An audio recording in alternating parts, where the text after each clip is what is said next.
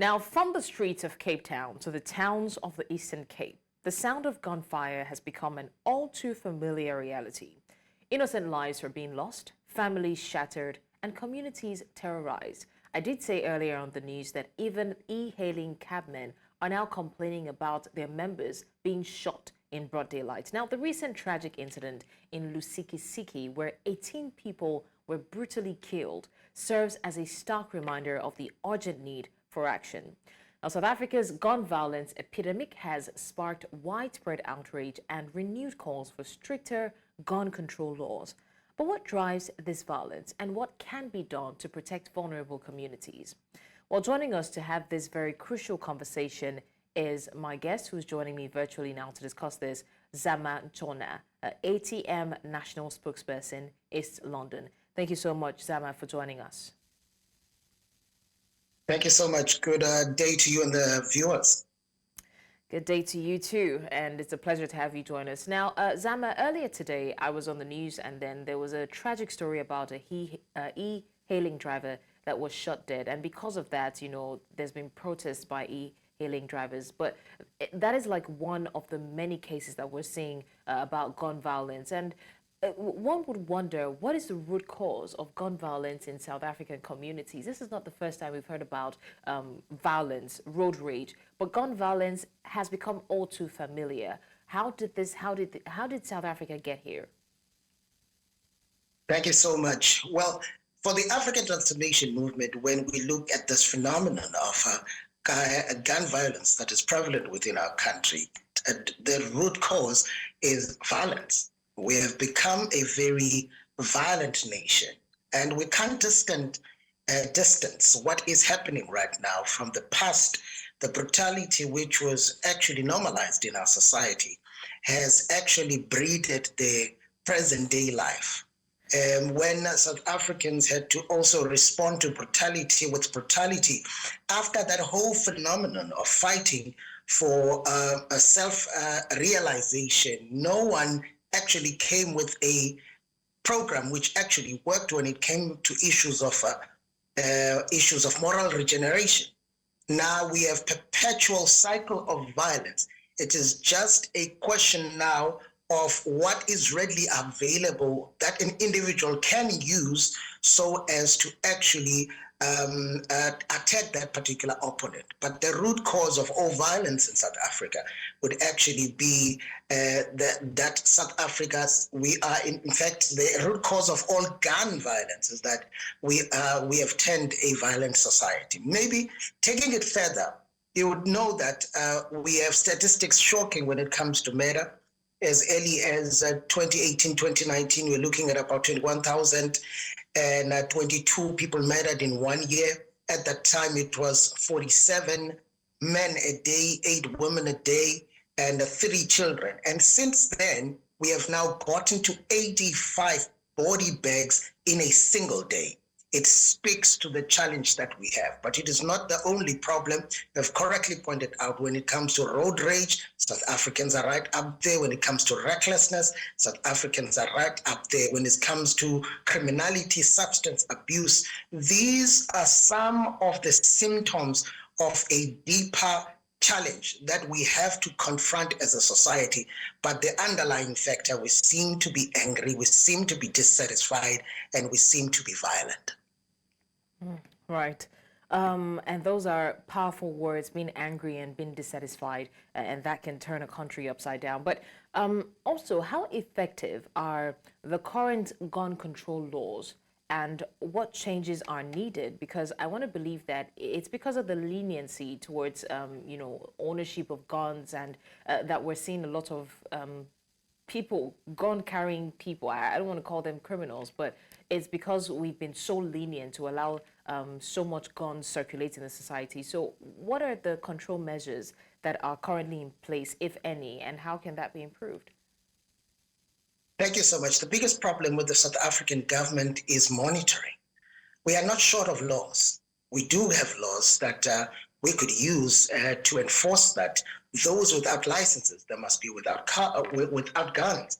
But the biggest problem that we're faced with right now is that the monitoring systems of this country are so poorly managed, and which renders the law ineffective, so to speak. This is why from the borders to the city centers and the outskirts of civilization, as many would put, in the most rural of areas, there is easy access to everything because there is no monitoring system and enforcement. But one of the biggest challenges that we face the most is the question of intelligence. You are not going to be able to deal with unlicensed firearms if you do not know where they come from, how they manifest within the South African society, and when you do not know how easy it is to get a gun. I was talking to one young man yesterday, and he said, I know where I can get a gun. I can easily get one within a short space of time. I don't even need 2 hours to get one. Easy access. Now, the only way you have such, it is when the systems of government have totally collapsed. The state has been declared to a state of paralysis, where now the controls that are there are no longer functional. So the biggest problem is not the laws. The biggest problem is the enforcement of the laws and the monitoring of the enforcement of the laws. Right. And speaking about the families of these victims, what support services have been made available for the victims and their families that of those who have been affected by gun violence? You know, when it comes to, if we are going to talk about the Lusikisiki tragedy, you will see that when there is a sizable and a sizable amount of individuals who have actually fallen victim to something like this, you'll find a lot of people coming in. Government, private businesses, everybody comes in and everybody is ready to assist. But when it comes to individuals who we will discover a body of this individual by the wayside. When it comes to those individuals, you do not see, unfortunately, that kind of assistance. The likelihood with these ones who are 18 from the same family is that they would even get assistance to bury their loved ones. But on daily basis, the 85 people who die on daily basis due to murder in South Africa, they won't get such assistance. So unfortunately, we need to get to a point as society, because truly, if you're going at a rate of 85 murders a day, you're going at around 27,500 a year, which means that you are almost in a war-ridden society. So if government is going to respond to every death in the same way that the government has responded to the Lusikisiki issue, we may not have enough funding. We need to think of preventative mechanisms. If we say we are a violent society and we have spotted that, what are we doing to undo that? Have we spoken about issues of anger management in schools? Have we spoken to issues of emotional intelligence in schools? Have we spoken about the expansion of the economy of the country so that there are more people who can be absorbed? Have we spoken about the creation of a conducive environment for more businesses and investors to come to the country? Do we have a functional government? When the likes of Fitch and Moody's look at the country, the investor confidence and the rating that is given the country, is it such that it could then liberate people? Because it is not only limited to violence, but at times it is because of limited resources that you find other people finding alternative ways of living. And in finding those alternatives, unfortunately, some have fallen ill or they've actually taken a life of violence to actually become their way out of a sticky situation of not being able to provide for their children or for themselves. All right, speaking of measures, preventative measures, how can community policing and engagement help to reduce gun violence?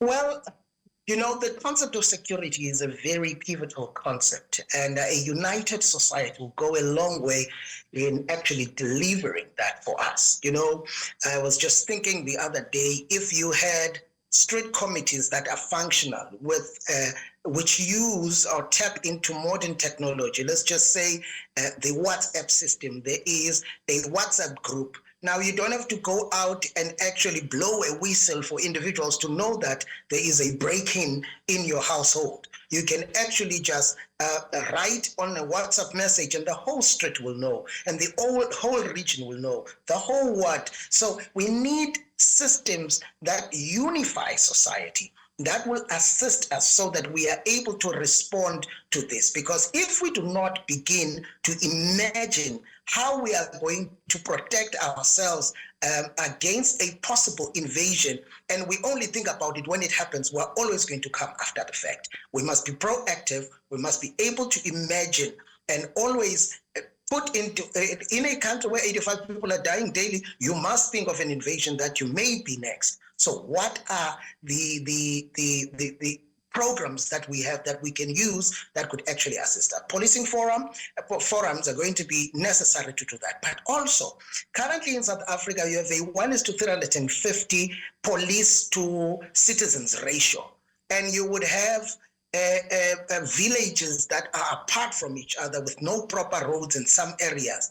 Now, one vehicle which is going to service about 20 wards is not going to be enough to actually drive the agenda of safety. So you must talk about a united communities, but also you must move now to the issue of a functional police unit that is well resourced.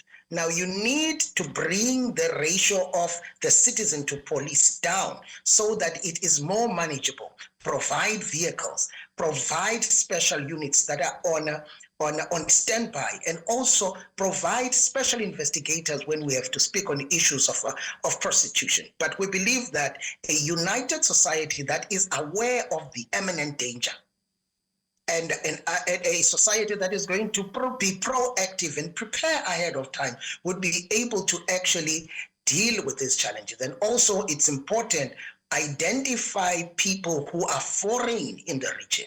Everybody must be on the, I'm not saying people must be schizophrenic or people, but we must be able to say, in the olden days, even in a village, if there is a visitor, you needed to go to the headman and report that I have a visitor, so that nobody is shocked.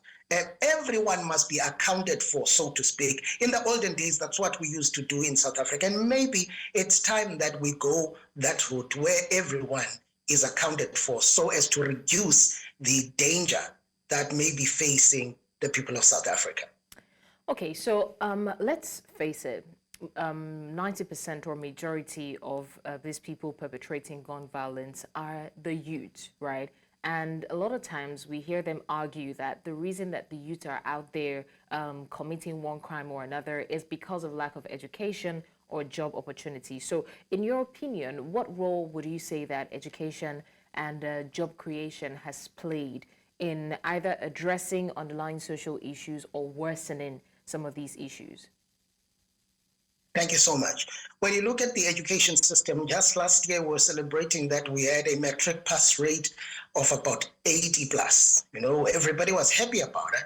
And that accounted for about 400,000 students. But if you go back 12 years, when they first enrolled in grade 1, you'll find that they were 1.2 million.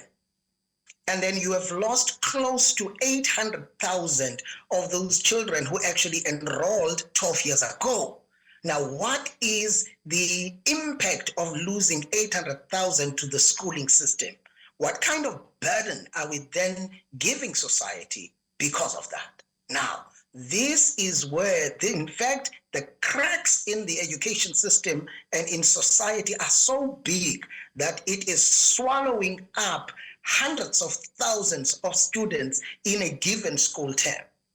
Now, that is problematic because when they are not able to finish school, what then becomes of their future?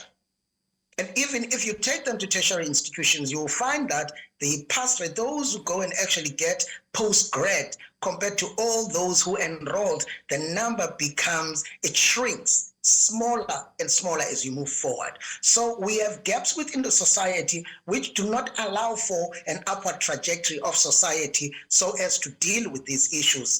The other issue is that we have not fully comprehended the necessity of a skills-based education system. which allows for those who have fallen through the cracks of society to be empowered enough to have the skills that can enable them to live, to trade.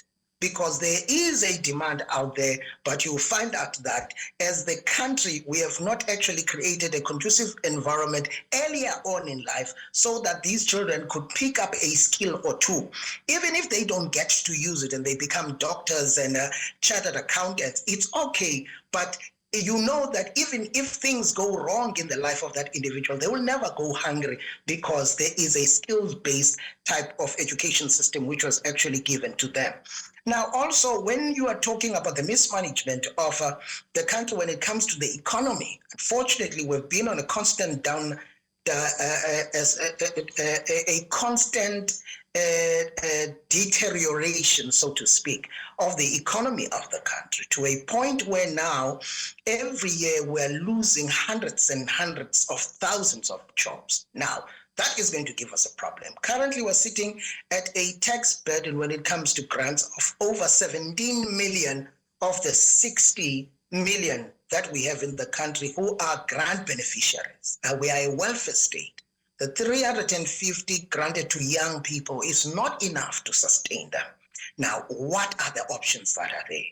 So this is why, though as the African Transformation Movement, we never see a reason enough for individuals to choose criminality, but we're saying the lack of opportunities where there are people who are thriving within the corridors of illegality and crime. It presents an alternative opportunity for these young people to actually say, you know what we should do is to actually take the easy way out. And unfortunately, the appetite of our young people for the easy way out is actually not only killing them, their families, but also killing the country. So those two elements, which is education and job creation, truly, when we are not able to comprehensively deal with the issue of being able to identify young people and their skills or their capabilities and channel them rightly in a manner that will assist them to actually get what is due to them, the ideals of society, we may find ourselves in this predicament that we are faced with today. Okay. Thank you so much for that. I mean, that was detailed, and I can sense the passion in your voice. I would also like to ask, what is the level of security when it comes to, would I say, mobility or movement in South Africa? We know that in certain parts, or I mean, of the world generally, in rural areas, there are some secluded areas, and so it's easier for these crimes to be perpetrated. But I'm just trying to find out what the level of security is for transporters, people moving, because if the situation escalates this much, then people will become scared of going to their workplaces or to school. So is there that security, is there a guarantee for security for the people in South Africa?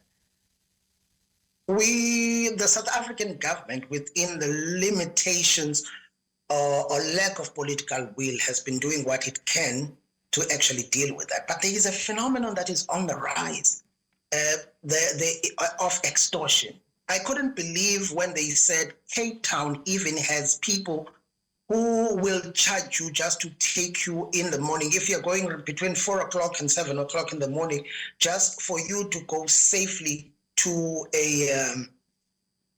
to catch a taxi or a bus.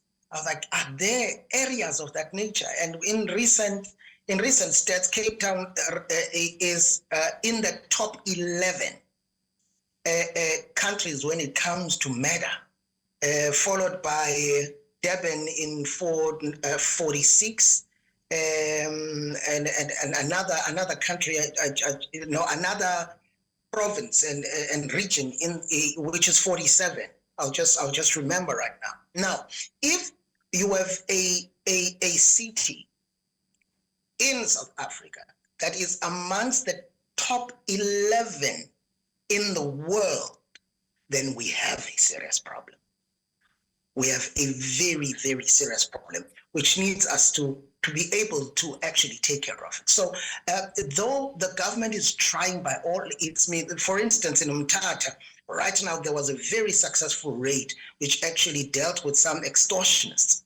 But though that is the case, Mthatha is only but a small unit or a small city compared to the whole country.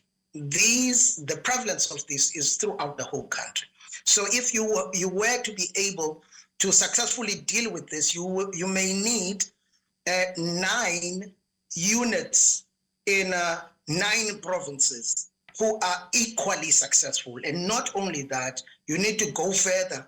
You need units in the 247 municipalities fully functional to deal with this, where you are able to go down to the 4,484 wards in the country, where you have successful units for you to be able to deal with the challenge. But unfortunately, as I said earlier on, we are nowhere that. We will come and actually extinguish a fire in the eastern half of the Eastern Cape for it to be in its full capacity in the western half of the Eastern Cape and anywhere else. But we're hoping that as we're moving forward, as we are continuing advocacy as the ATM and all other political parties, that the ruling Grand Coalition would actually wake up and truly smell the coffee and understand that our people are dying on a daily basis and we can't continue like this. I mean, obviously, we cannot continue like that, because I can't imagine the mental effect that it's having on community members, particularly the children and the young people. And that's where I want to go to next. How has this affected the daily lives of the South African citizens, especially the younger people who have to hear about this and are not exactly certain whether or not they will go out and come back home the very same day? And what initiatives or programs have proven successful in reducing the impact that is having on people? Because like it or not, eventually there'll be this fear and uncertainty in the minds of people if this persists, which it definitely has. When it comes to the level at which South Africans feel safe in their own country and the interventions that are there to try and deal with that, and the issue of how each and every individual is actually affected by this. In fact, we start with households. People no longer, even if it's hot, you can't just leave your door open saying it's hot, everybody must have. No, security is of utmost importance. South Africans are building walls around where they stay now, so as to limit the access. They have boom gates now. They have their own small armies inside those estates. But now that is for the rich and those who can afford. For a common man in South Africa, the risk. I usually say this, when you look at the murder rate in South Africa, it is a 5:1. It will be 5 men murdered to a child or a woman. That was in fact 2018, 2019. Every 30 minutes, a man dies. So if you go out as a man in South Africa, you have 5 more chances. You have 5 chances that you will never come back. And every 2018, 2019, 17,237 of men who left their homes in the morning, they never came back to murder.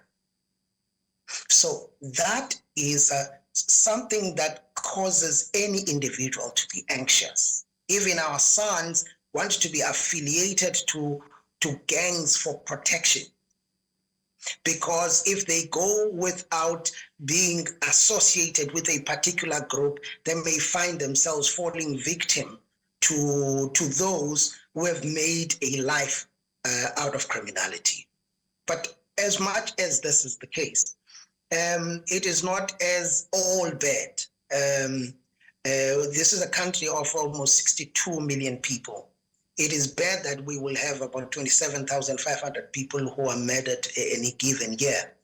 But when you look at the bigger scheme of things, it's not like every individual who goes out will be faced with this problem. I'm just trying to now try and balance the narrative, but it is unacceptable. Not even a single soul must actually be affected by such a level of criminality. But I have to say that the level of despondency, unfortunately, the level of fear that is within, especially our townships and our rural areas, it is truly to a point that we can say it is it has gone surpassed what normally should be acceptable. This is why, even as the African Transformation Movement, we've gone further. We've said that we're calling for a justice-based death penalty for second-time offenders of the same crime. People who have shown that it is not the system that has failed them, but they've made a conscious decision to limit a life of another. And after that, have the audacity to come out and cry and say, I have a right to life. And we ask ourselves, what about the right to life of the other individual who you took their life in a gruesome way? In fact, after killing a 6-year-old with a butcher knife, still with with blood dripping from that knife, you come and claim that you have a right to life. What about the life of that small child? So this is why now we're getting to levels now where we are saying, no, it can't be. Those who do not want to live with society, maybe it's about time that we call for a referendum to speak frankly as South Africans about the introduction of a justice-based death penalty. That is a perfect place to land the conversation. Thank you so much, Zama Ntshona. I mean, these are good initiatives that are being raised, because how else will they know the severity of the issue at hand? Thank you. Zama is the ATM National Spokesperson, joining us from East London. Thank you once again for lending your voice. Much appreciated.